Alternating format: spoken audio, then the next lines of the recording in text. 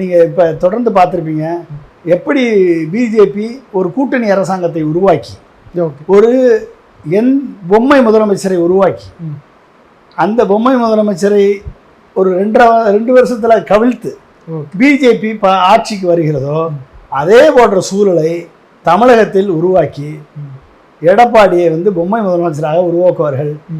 1 வருஷம் 2 வருஷத்துக்குள்ள எடப்பாடியை கவிழ்த்து பிஜேபியினுடைய ஆட்சி இங்கு வரும். இந்த சூழல் ஏற்படும். இப்போ இதுக்கு திமுக உட்பட எதிர்கட்சிகள் ரொம்ப கேர்ஃபுல்லாக இதை டீல் பண்ணணும். சட்டப்படி போராடி இதை நடவடிக்கையை மாற்றணும்.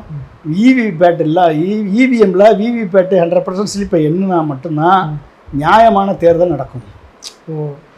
அதுல என்ன மாதிரி சார், ஏன்னா நீங்க தொடர்ந்து இதை சொல்லிக்கிட்டே இருக்கீங்க, அதுல என்ன மாதிரி அவங்களால மேனிப்புலேட் பண்ண முடியும்னு சொல்றீங்க? என்ன மாதிரி மேனிப்புலேட் பண்ண முடியும்? ஏடிஎம்கேயும் பிஜேபியும் சேர்ந்தா ஏடிஎம்கே 23%, பிஜேபி 18%, 2 சேர்ந்தா நாங்கள் எவ்வளவு பர்சன்ட்? 30, 38, 41% இருக்கும்.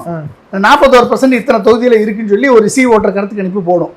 முன்னாடி போடும். ஓகே, சி ஓட்டர் கருத்து கணிப்பு போடும். அப்போ 41 தொகுதினா 130 தொகுதி, 125 தொகுதியில் ஏடிஎம்கே பிஜேபி கூட்டணி வெல்லும்னு சொல்லி ஒரு கணக்கு போடுவாங்க. சரி, அந்த கணக்கு இப்போ ஆல்ரெடி அமித்ஷாட்ட இருக்கு.